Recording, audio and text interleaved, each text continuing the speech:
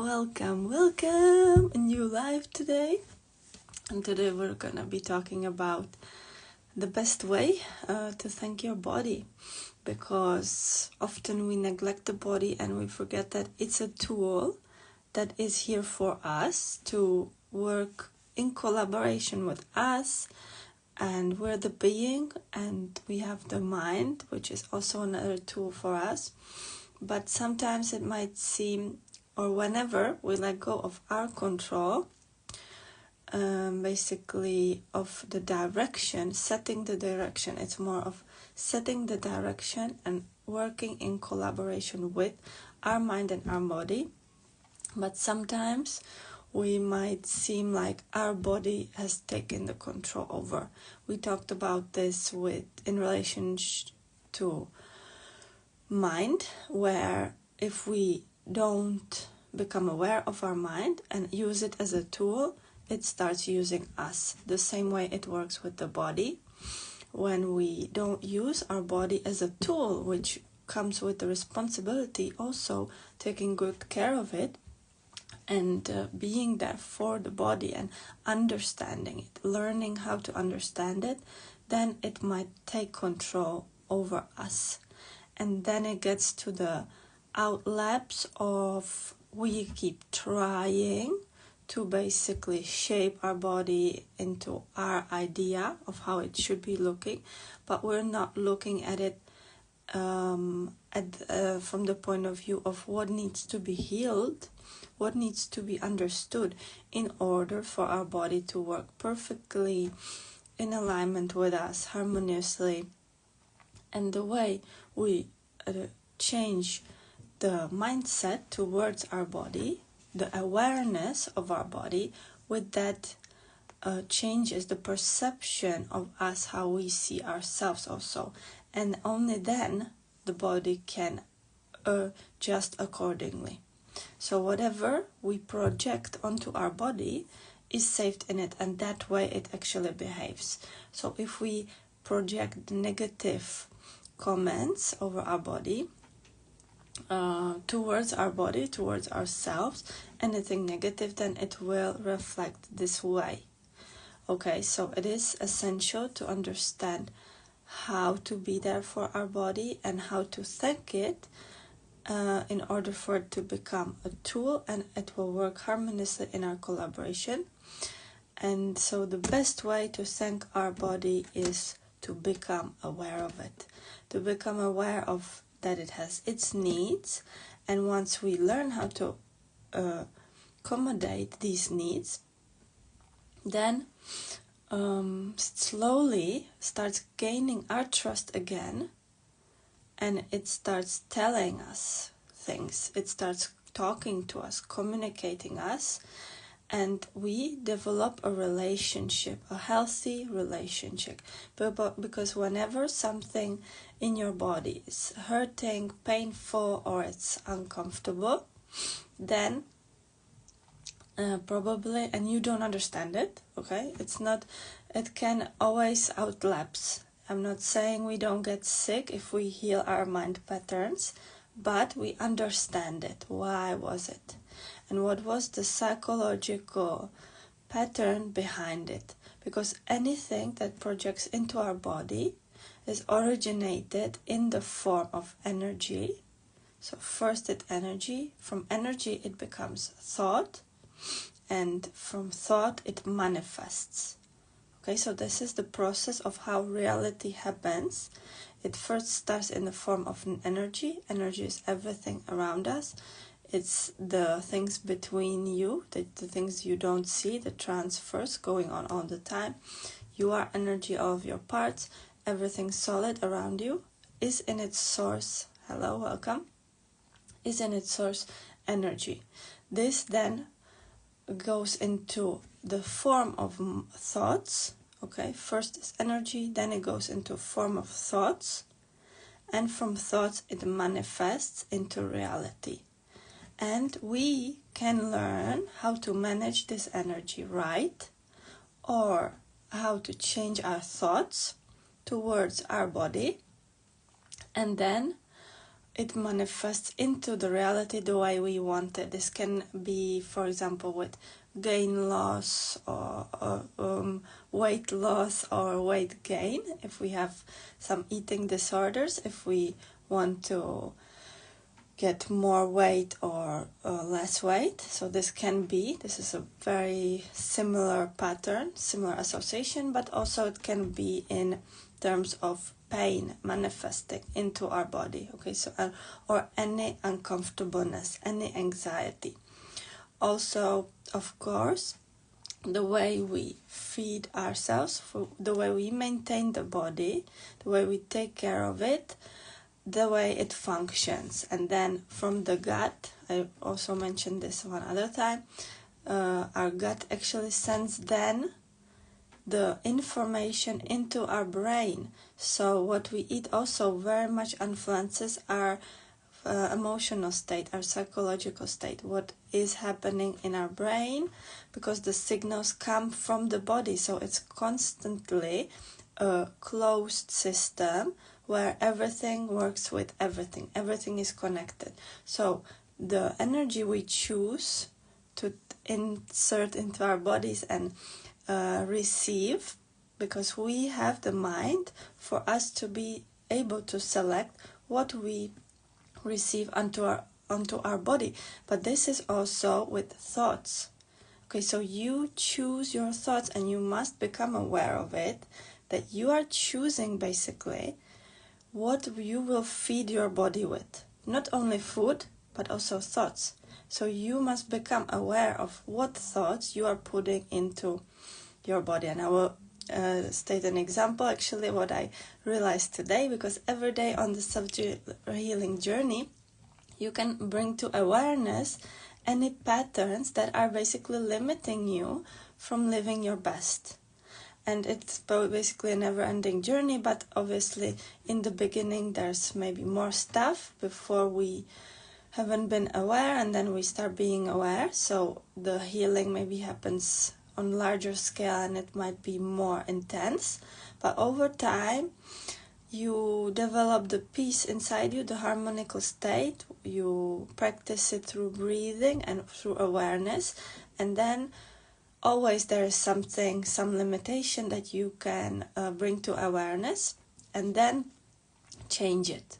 So this is very important to realize, that your body, okay, and the mind and us as beings, we're all connected. So we need to learn how to work in harmony.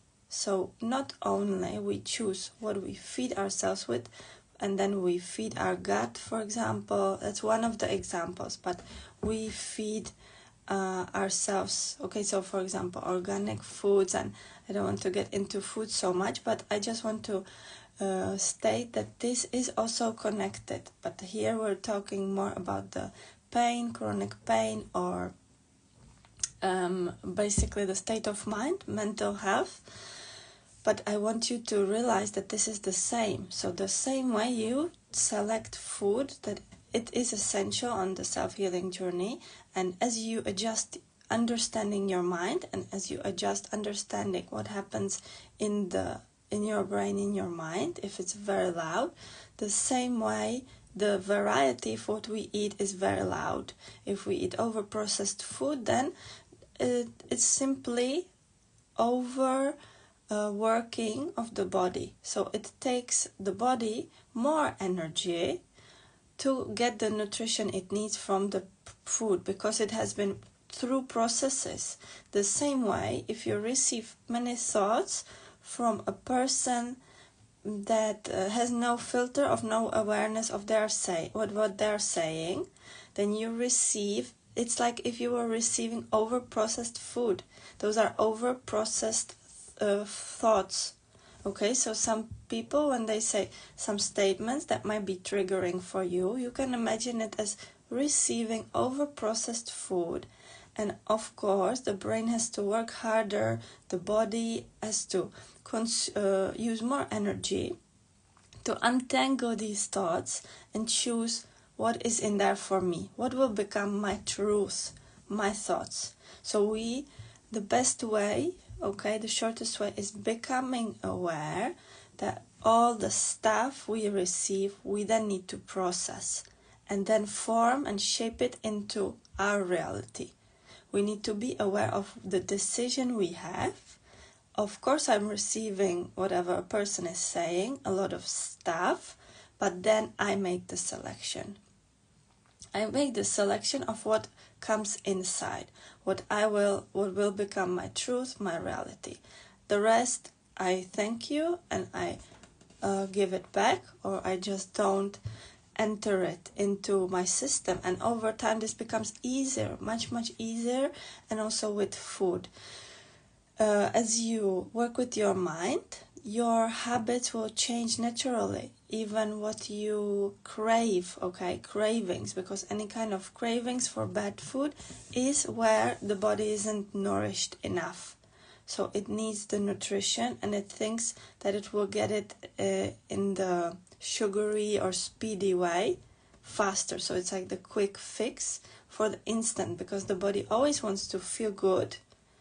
But obviously it looks for the easiest way.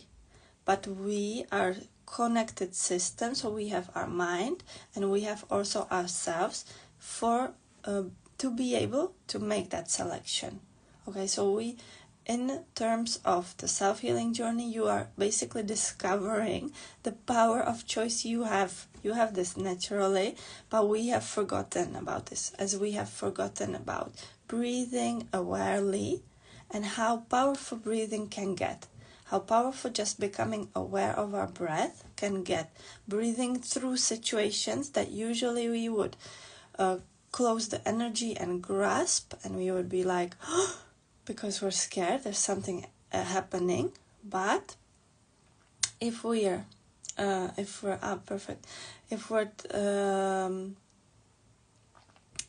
breathe through these situations, then the situation can change.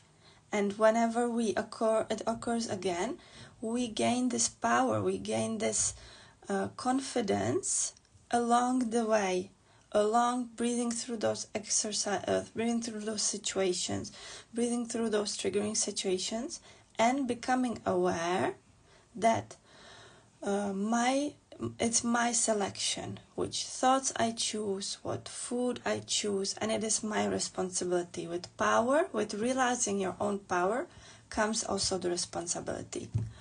You're writing, yes, I'm trying to gain weight, but sometimes it's very hard to control the craving of cold drinks or sweets. Yeah, perfect. I understand this completely. I've experienced the eating disorder, but it wasn't let's say how it is. I didn't understand. It came out of nowhere, and it came through the mind, because I wasn't understanding how the mind works. And this basically, my mind blocked me from eating, and I wasn't able to digest properly and even receive food. And this happens usually when the mind is overstimulated, where you're basically stopping yourself from receiving, because the sources that you're receiving from aren't safe for you. They're not even yours. So this slowly becomes with cleansing the space around you. It can become a situation in a toxic relationship, for example, where you don't feel even safe to live, and with this the body responds, and it's basically sending signals. It's not safe to receive, it's not safe to nurture your body. So the balance has to be restored again, and again the best way to start is inside of you, not trying to change the relationships outside. They're gonna change on their own. The reality always adjusts itself perfectly. So you don't have to take care of the stuff outside. You can completely let that be, and you need to focus on what is going on inside me, inside my mind and inside my body. And you learn day by day and hour by hour to observe it and just be there for it. And this is the way you become aware of what's happening, and this way you learn what your needs are. what the body actually needs. And in the beginning, it might be in the beginning of healing, especially if you're healing old wounds of the inner child that happened from maybe 0 to 7 years, or 0 to 21 is the second period. In the beginning, it might be regaining that trust by intuitive eating, by allowing yourself to eat whatever you want, whenever you want it. It can be very scary, because then we have this tendency to think, oh, but then I'm not gonna be in control. This is very scary for us, for our mind, for our ego, not to be in control. But this is the opposite of what we want. We don't want the control. We want the trust. And we have to develop this trust. We have to develop the trust of ourselves to ourselves, of our mind to ourselves, and of our body to ourselves. And once it gains this trust, and with the trust comes safety, it will naturally adjust. It will naturally have the healthy cravings over some time, because it trusts you that you are listening. The body starts trusting you that you are listening, that if you want to have a Coke suddenly, you can have it. You allow yourself to trust yourself that right now this is what you need to heal, and next time it's going to ask for water, because when it feels safe, it asks for healthy things. When the body feels safe. Same way the mind. When it feels safe and strong, it asks for good thoughts. It brings up good supportive affirmations. It brings up supportive thoughts. It goes the reverse way, okay? Because sometimes we try to control our mind from all the stuff that's running, all the bad case scenarios, all the blah blah blah scary thoughts running around. But this will never be sustainable to control it. You can't suppress the thoughts. You have to open them. You have to allow them to be there. You have to trust that your mind is cleansing, and you're developing a trust with your mind. So the example I experienced today was with the physical exercise, and I noticed, because these are the little moments we must learn to notice. Okay, so I was walking up a hill, upstairs.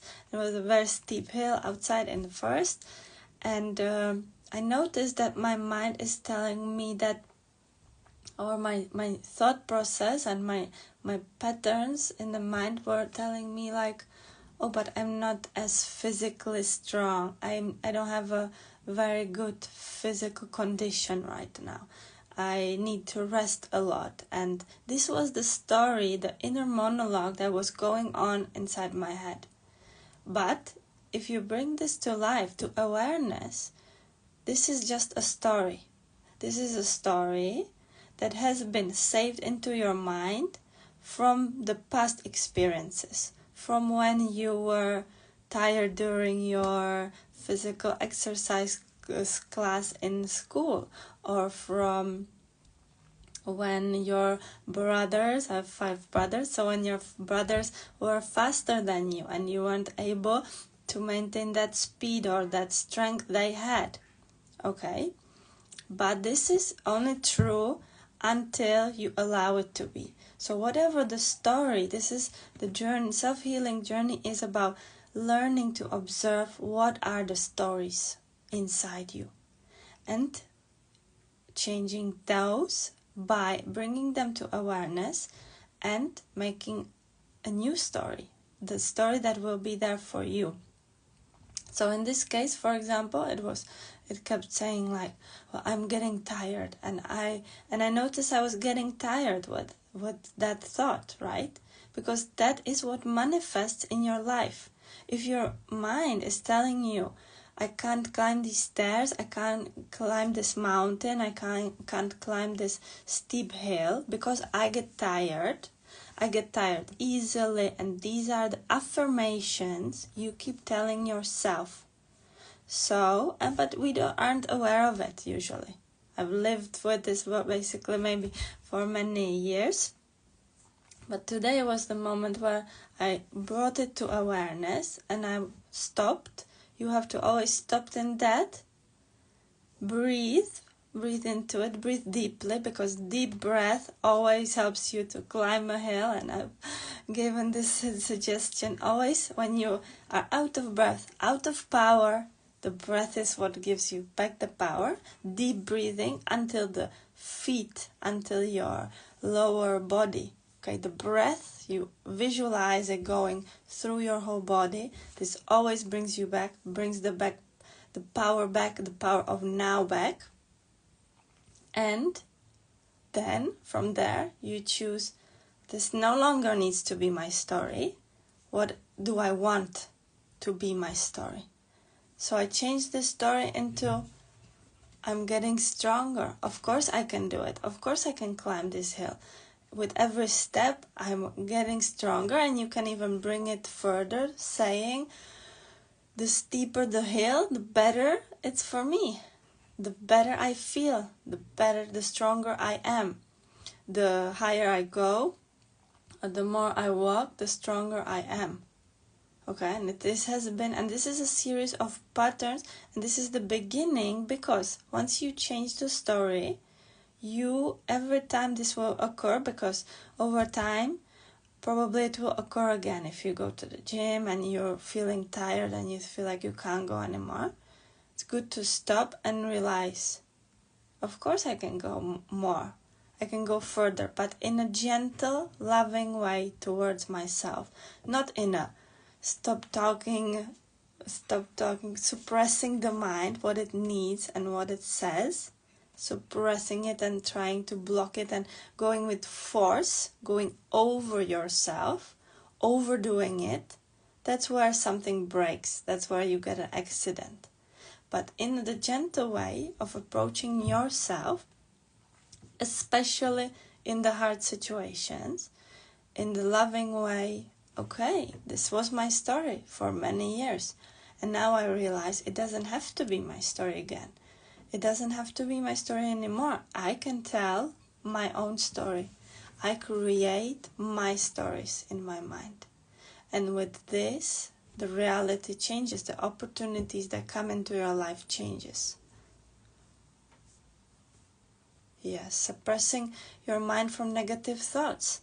Negative thoughts are a part of you. The polarities are two. In the core, we are neutral. But we have both positive and negative polarities. We cannot live with them.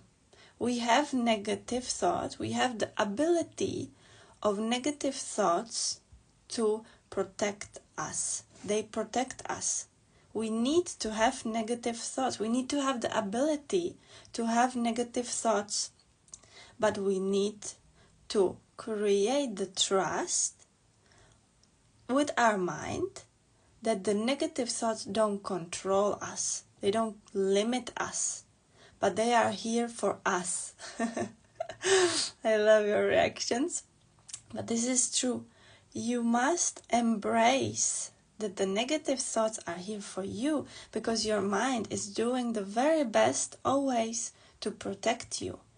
If you weren't able, if you suppressed there's no way in suppressing thoughts. They store in your body. Whatever you try to suppress is the emotion without motion, so it becomes energy. It closes inside you. There's no way in suppressing something. It always stores inside you. You must allow the flow, and you must allow the negative thoughts to flow through you.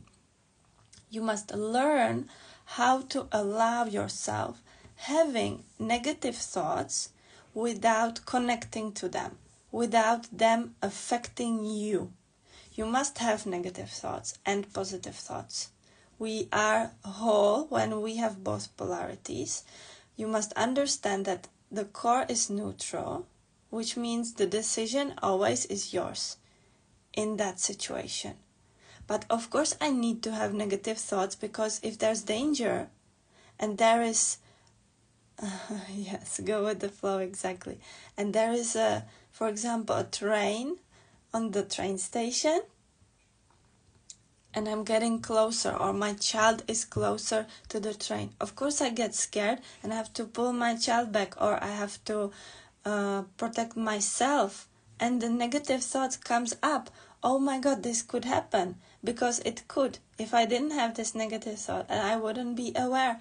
But at the same time, if I develop a strong enough trust with myself, it helps me not to overreact in that situation, not to start hitting my child, because the child was unconscious, was not aware. This helps me maintain my peace in seemingly stressful situation, because naturally the child doesn't want to die on its own, doesn't want to get hurt, but it's unconscious in many situations. So it has to learn, and it best learns in a loving way. Because if it learns in the wrong way, in the using force, or using force against it, then that's the moment where we start questioning unconditional love, and we start questioning ourselves, our own value. Okay, but we do need negative thoughts. The only problem is when the negative thoughts start controlling us. And same thing actually can happen with positive thoughts. We think, yeah, positive thoughts can be only good, but actually positive thoughts can become lies also.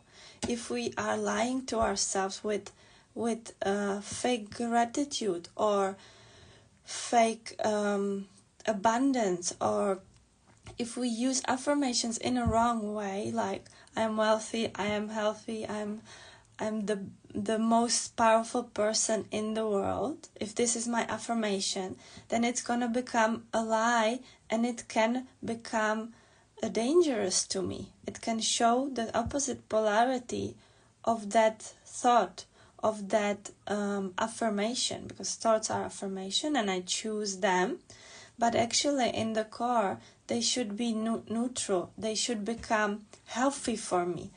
The healthy state is the neutral state, where I am aware of the danger, I am aware of what can happen, but it doesn't stress me out so much that I have a anger outburst, or a sudden craziness outburst. And at the same time, the affirmation isn't so positive, for example, until the point where I start lying to myself, where I start saying, well, I'm the most powerful person in this world, therefore I'm untouchable. And that's again when the accident can happen, because this is a lie and we're supporting ourselves in a lie. And the universe works in, this is what we can call karma sometimes, where the universe balances itself out always.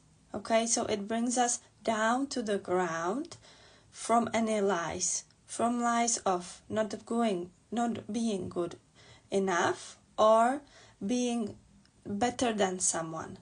This kind of superiority where we are all at the same level, all connected, or all part of a whole, all experiencing a different life experience.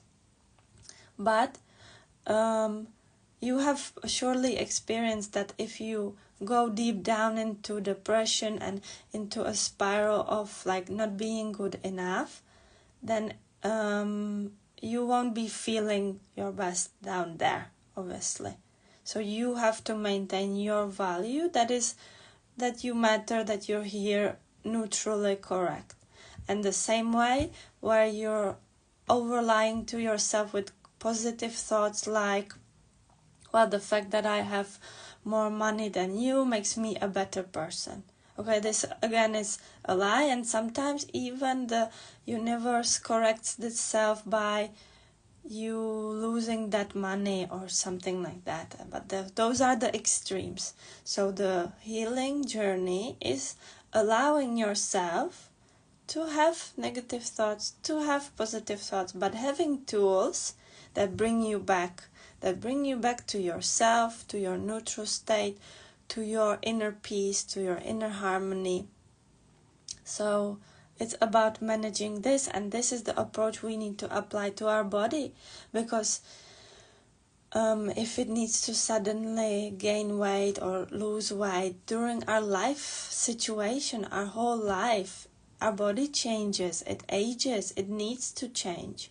And we must be there to allow it as a neutral thing, actually. Okay, my body is aging, but it's a neutral thing. It's not a bad thing or a wrong thing. As soon as I start connecting it as negative, a neutral thing that is aging, and I attach it to a negative thing, this is where an old person becomes sick and can't walk and creates layers and layers of limitations. But then you look at an old person living in a different mindset on Hawaii and surfing until he's 80 years old. Okay, and this is the power of the mind. This is not allowing our thoughts to define us and create this ease of our body and some disharmony and imbalance, some uncomfortableness, because we can go through this experience in a state of neutral happiness, where we are okay. We're okay what happens, what occurs, that we age and that we change, that we experience different things with different people throughout the life. We're not afraid to let go of people, because if we love them unconditionally, we spend time with them and then we allow them to go if that's the time for them. So the flow is understanding how to be okay, that if I'm at a low point and I feel bad, I'm still here for myself. If I'm celebrating and I'm experiencing success, I'm still here with myself. And this allows me to maintain a healthy relationship and a trustworthy one with myself. So let me just check these comments. Go with the flow. Yes. Oh my God. Negative thoughts, but with me when I'm in stress, my negativity controls me. Yeah, and stress is also a choice, but sometimes I think my negativity are harmful for me, and I try to change it too, but as I said, whenever I'm in stress, I just can't control. Yes, stress is unfortunately a choice. It's a pattern. There's no need to be stressed or overwhelmed, but we have learned this. So don't see this as a bad thing, that stress is again neutral in its core. It has built up in yourself, okay? This is the same with stress, like of the body, of something breaking, some accident. This can be also due to stress. This is actually a release of attention. But stress is something you have learned to do. You haven't been stressed as a child. You've been free. We've been all free. We loved ourselves unconditionally, and we weren't questioning our value when we were small children. Small children don't easily go into a flow. This means you are able to be in that flow again. You are able to be stress-free. You are able to be in the present moment. Okay? That's just a fact that you've been able to be stress-free when you were a child, and as an adult we learn this. This is a coping mechanism, okay? Stress is like a migraine or chronic pain. It's a coping mechanism you have learned, and this is great news, because whatever we have learned, we can learn something instead of it. We can replace it, because this is what we have done this, yes. And exactly old days, it's one way, one tool you can use for this, because you can revisit the moments, what it was like to feel no stress. You have to start living these moments, reliving these moments, practicing reliving this feeling. And once it gets, because imagine on a scale, maybe now you're feeling, this is your no stress, where you going to sleep, waking up, the hypnotic state where you're very relaxed, and maybe the stress is overwhelming, so maybe it's taking a more part of you. Probably it's not like this, but we tend to make it seem worse in our mind. We're very good at this. So maybe it's overwhelming. And then as you experience the feeling of relaxation, as you multiply it, you create new habits, you create new rituals. Every day I'm gonna sit in a corner for half an hour and just be there with my thoughts. They're probably gonna be loud, they're gonna be stressful, but I will implement this new habit every day. I will try to have half an hour with myself, or I will try to take a bath, or I will try to walk outside without my shoes in the grass, or I will try to go for a walk every day. So this is how we will develop the state of relaxation again, re-implement it into our life, and with that it's being replaced, it replaces the stress patterns. So we must implement something that will replace the stress response, because this is a response we have learned. Our body and our mind has learned this ability. So whenever there is something coming from the outside, our response, our learned response is, oh my God, it's horrible. It's the end of the world. This is the stress response. Instead, I learned to observe that stressful situation. Is it really that horrible? And I breathe and I come to the now. What am I feeling in the body right now when the stress is arising? Where am I feeling this? And I invite it into my body. Welcome, stress. Welcome, any resistance. Welcome, you're here. You're a part of me. I acknowledge that you're a part of me. And it's okay that you're here. And I learn, what do you want from me? Is there something that stress wants from you?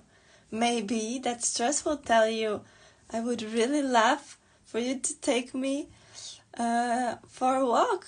I would really love for you to get a dog and suddenly have time for me. This is only our body calling us for attention. Migraine, chronic pain, stress. This is our true self calling us. It doesn't want to be stressed. It doesn't want to constantly worry about work, money. And with this worrying, we support the worrying. If you're staying in the state of worrying, constant running and over-analysis, this grows. Whatever you focus your energy on, this grows. You must start focusing your energy on the state of relaxation, of how can I implement conscious breathing into my life? How can I implement breaks into my life, into my work? Breaks where I just am there, very present and do nothing. Even 5-minute breaks throughout the day. This will grow and this will resolve itself automatically. The stress will resolve itself. There will no longer be stressful situations if I don't focus my energy on them. I need to learn how to focus my energy on the non-stressful situations. I have to make them grow.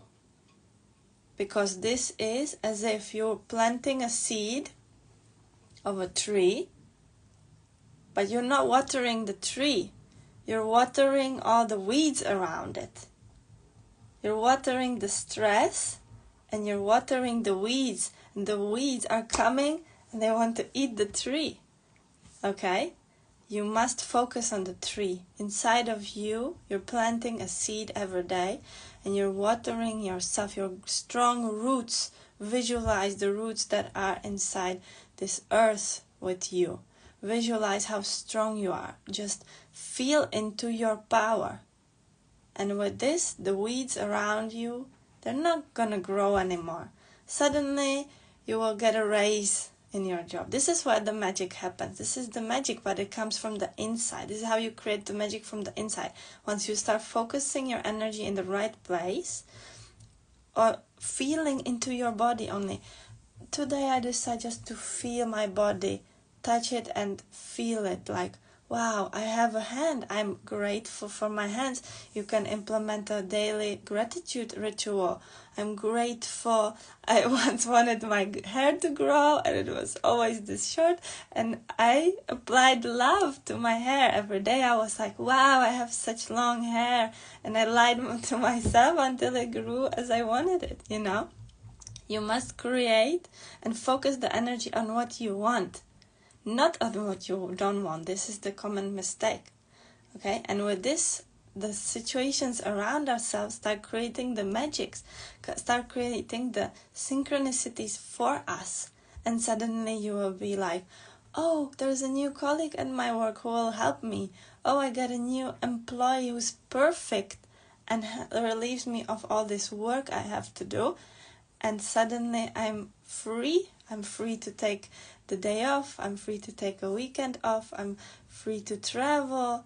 This is how more abundance comes into your life, not the opposite way. This is the mistake we do. We focus on the lack, and with this the lack grows. Lack of money, lack of time, lack of relaxation. We must focus on the relaxation, on the money. Every time I receive money, it's amazing. Look at this. Someone just gave me money. And this will multiply.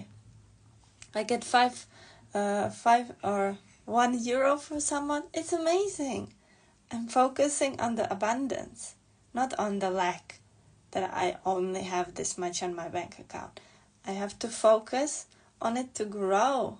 Look, this is €1, and I can invest it. And tomorrow I will have €2. I have to focus on the growth. All right, we went a bit over the time, but it was a nice flow. So I'm happy that we went into this. I just want to recall some moments, some incidents come in my mind which make me even more sad or stressed, and allow the sadness, allow the stress. You have to feel it in order to relieve it, to release it. Okay, so allow sadness. Sadness is a great emotion, and once it passes, you will understand it better, and you will feel that relief after it.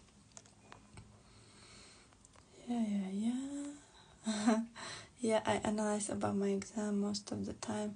As I told you in previous session, I'm preparing for an entrance exam. Entrance exam for what? And what's your name, if I can ask, if you're still here?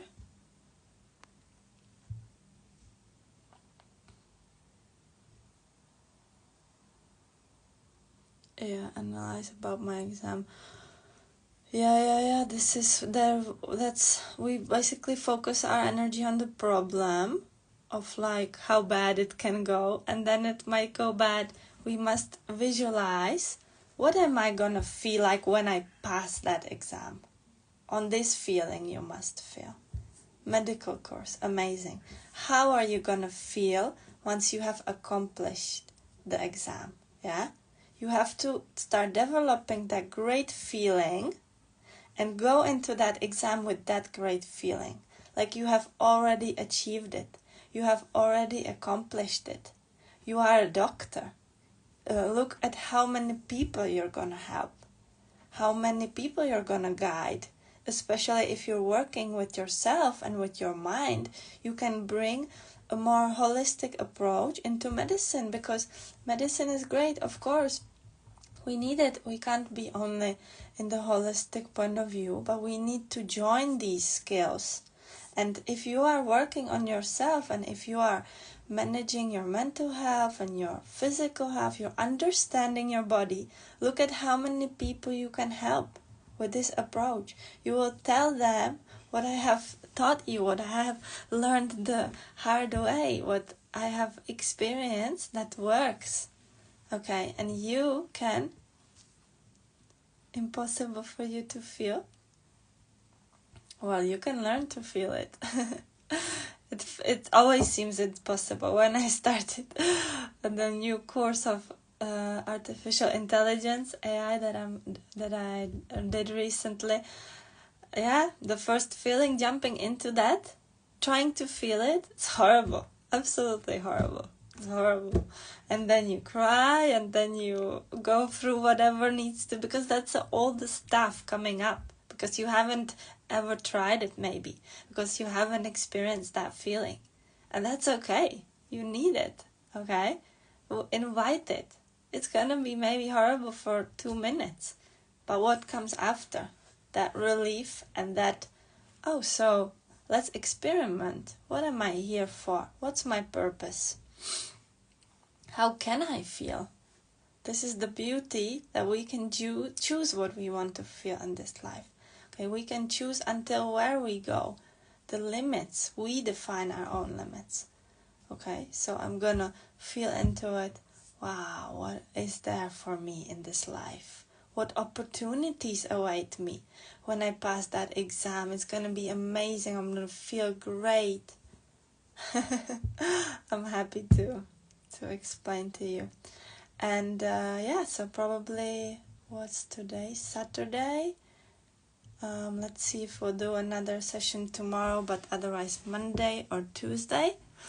Thank you for being here. It's lovely to have you here live, and for the rest of you that I know you're listening from the recording, so welcome. If you have any questions, you can DM me, and we'll jump into the next topic another day. Now I'm traveling quite a lot, or meeting family and things, so I'm not sure if tomorrow I'll be there, but definitely next week we'll have more sessions. I have many good more topics to open here, so it's lovely to share with you and lovely to teach you. Can I ask you for help? Yeah, you can DM me if you have some questions. Okay, one last. Okay. Or you can DM me on a private message here on Instagram.